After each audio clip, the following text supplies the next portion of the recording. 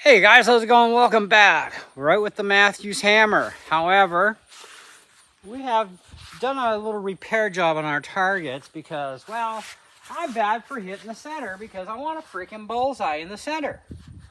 Anyway, well, this is a fairly new target. It's my newest one. And I kind of already blew a lot through the cavity, especially surrounding it. But I was talking to my guy at the archery place where I deal in Corbeil, and he has suggested low expanding foam. Thought maybe that'll fix it. You know, I mean, this has some kind of a high density packed fibers material of some sort in it, but it's worth a shot. So of course I had to squish these in as much as I can, flatten them back out, front and back. Did a better job on my original target. I did both. One can seems to have covered both targets. So, and this one's called Tight Foam by LePage. Polyurethane foam.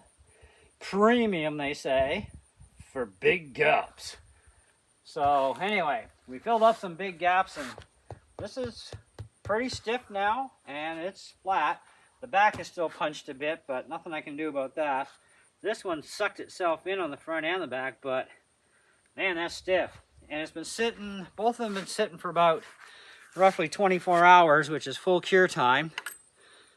If you're going to do this, by the way, to repair a target as such, because yeah, 95 bucks a pop, you might want to consider maybe fixing them when you blow out too much damage. So it's worth a try. So I have an arrow that I'm not overly concerned about. That's what we're going to use. Bow has not been fully sighted in, by the way. He had just finished realigning the cams on this thing for me the other day, and I haven't had a chance to shoot because it's been too bloody hot. So, but we did shoot it at his place, and I was hitting a little high, still in the bullseye area, but a little high and to the right. So I'm going to re-sight this thing in with the 3 pins being at 10, 20, and 30 yards. So I'm going to just go it to the 10-yard range. We're going to fire a shot first at our top one, and hopefully we get in that area where I repaired it. If not, I'll have to re-sight, and then we're going to do the bottom one. So let's see what happens. So that's almost center. It's just a little high. This will be instant for you. All right, I just moved the sight a little bit, but we want to see if the arrow is going to come out too. It actually went in not bad, and that is in part of the area where we repaired. So, ooh, that's got pretty good penetration. That's a good 10 inches.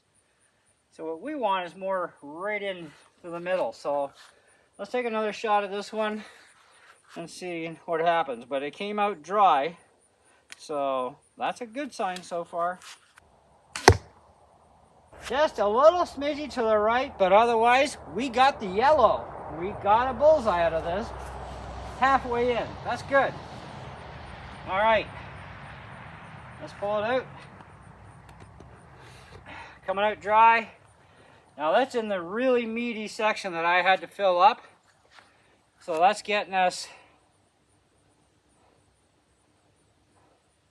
7 inches, roughly. That is good. That's a great repair. Woo! Yes, baby! Okay, let's take a smack down at the bottom target and see how that one does. Well, that was definitely a little bit of me, but that one had a much more bigger gaping hole to fill. That did good though.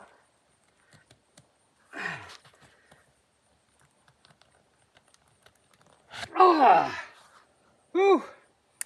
Okay, that's about 5 inches of penetration. That was really hard to pull out. So, because this one did use up quite a bit of that foam. I would say, little more than half of the can actually went into this beaster. So, but yeah, that's definitely in there. Going off to the left from where we hit, a little to the right here, is just a smidge, but this is me. So we can take one more shot, because let's make it fair, 2 shots per. And I'm shooting down on an angle too, which is kind of interesting. That's a little bit to the right.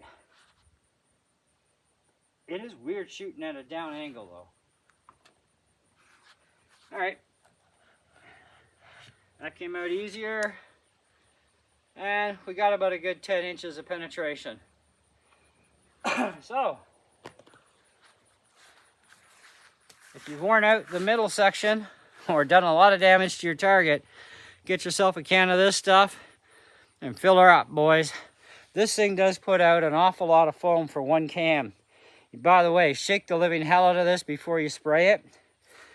Make sure you also close off the back end of your target with tape or something. Also, you're going to need to weigh it down. So I had tape that went over top of both of these, and then I put a railroad track piece that I have, actually, a big long one.